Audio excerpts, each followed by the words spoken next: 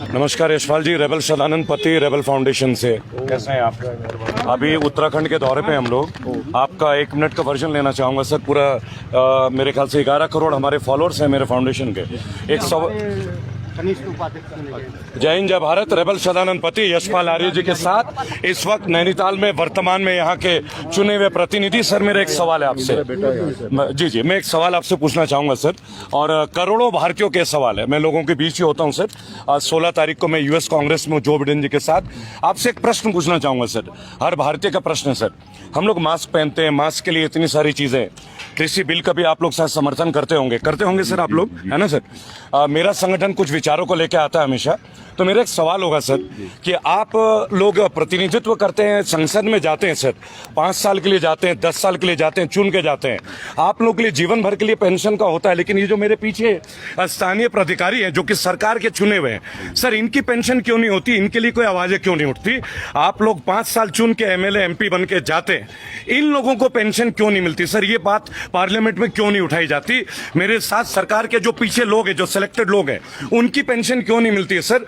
5 साल में देशभक्ति का ऐसा क्या नजारा इंडियन पॉलिटिकल सिस्टम में कि हमारे एमएलए एमपीज को बेनिफिट मिलती है? मेरे देश के करोड़ों फौजी, सीआईएसएफ, सीआरपीएफ, इंडियन आर्मी और मेरे पुलिस के वो लाखों लोग जो कोरोना का, नहीं ये मेरा आवाज है सर, मैं बोलता है ऐसा, मैं रेबल हूं सर जी। तो आपको क्या लगता है सर, आप लोग प्रतिनिधित्व करते हैं जनता का, क्या आप लोगों को इनके लिए पार्लियामेंट में आवाज नहीं उठानी चाहिए? निश्चित रूप से आपका कहना वाजिब। मैं आपके एक वर्जन बस जानना चाहूंगा। आपका जो कथन है, जो आपने कहा है, निश्चित रूप से जी सारगर्भित है, आवाज आनी चाहिए जी।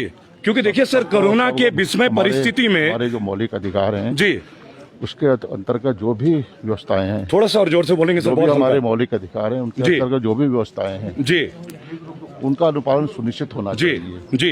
क्योंकि देखिए, उनका परिवार भी, किसी फौजी का व्यक्ति का परिवार का अगर कोई परिवार चला जाता है सर, उनको इस पेंशन के ऊपर ही सर 2 मिनट देंगे सर, जस्ट 2 मिनट जी। तो आप ये चाहते हैं कि सर आपके हिसाब से होना चाहिए पेंशन? जी जरूर आप जी। जय हिंद जय भारत। रेबल सदानंद पति, रेबल फाउंडेशन के 11 करोड़ से ज्यादा लोग आज इस बात को हर जगह आवाज उठाते हैं कि एमएलए एमपी 5 साल में चुन के, और जब ये मंत्रिमंडल इनको 3-3 पेंशन मिलती है, मेरे देश के फौजियों को क्यों नहीं मिलता? सीआईएसएफ के, सीआरपीएफ के लोगों को क्यों नहीं मिलता? सरकार के तमाम संगठित व्यक्ति जो चुन के जाते हैं उनको क्यों नहीं मिलता? और ये मेरे साथ में जो पुलिस के अधिकारी हैं जो 24 घंटे काम करते हैं, जिनको ओवर टाइम नहीं मिलता, आखिर इनकी कोई यूनियन नहीं है, गवर्नमेंट इनकी कोई यूनियन नहीं बनने देती। आज आप कहते हैं कि किसान आंदोलन अच्छा है, चलिए मान लेते हैं। मेरा एक छोटा सा सवाल है, मैं उत्तराखंड के दौरे पे हूं, कल बाजपुर में 10:30 बजे 1500 ट्रैक्टर निकलेंगे दिल्ली के लिए। हम किसी सरकार के विरोध में नहीं है, हमने भी मोदी जी को वोट दिया तमाम। यहां ना तो मोदी जी की बात है, ना कांग्रेस की बात है, ना बीजेपी की बात है मेरे देश की जनता की। मेरे साथ जो सरकारी महकमे के लोग पीछे खड़े होंगे, आखिर इन्हें पेंशन क्यों नहीं मिलता? पार्लियामेंट में इनके लिए आवाज क्यों नहीं उठती? पार्लियामेंट में मजदूरों के हक के लिए आवाज क्यों नहीं उठती? जब ये कहा जाता है कि जीएसटी में 5 शव यात्रा में लोग जाते हैं और वो लेंटर गिरता है, 25 लोग जो है अकाल मृत्यु के शिकार होते हैं, फिर उनके घर वालों को 2 लाख का मुआवजा क्यों देता है? क्या ये गलत नहीं है?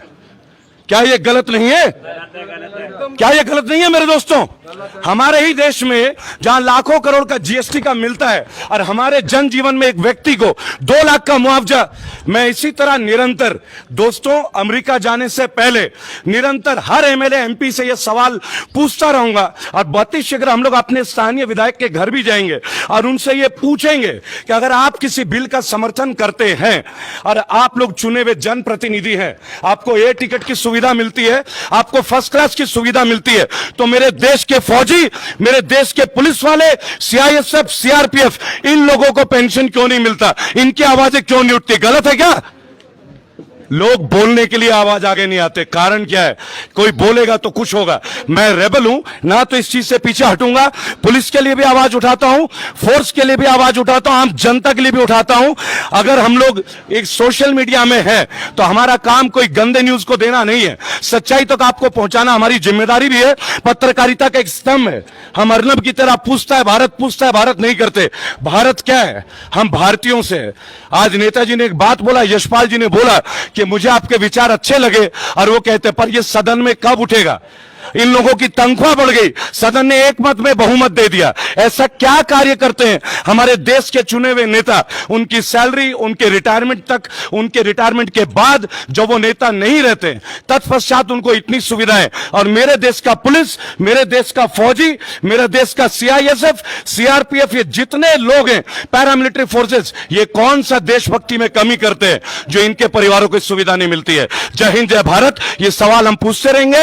कल बाजपुर सुबह 10:30 बजे उत्तराखंड किसान यूनियन के ज्यादातर लोग हमारे फाउंडेशन के साथ होंगे। 17 मीडिया की टीम हमारी सारी चीजों को कवर कर रही है, आप लोगों के लिए 24 घंटे तत्पर। जय हिंद, जय भारत।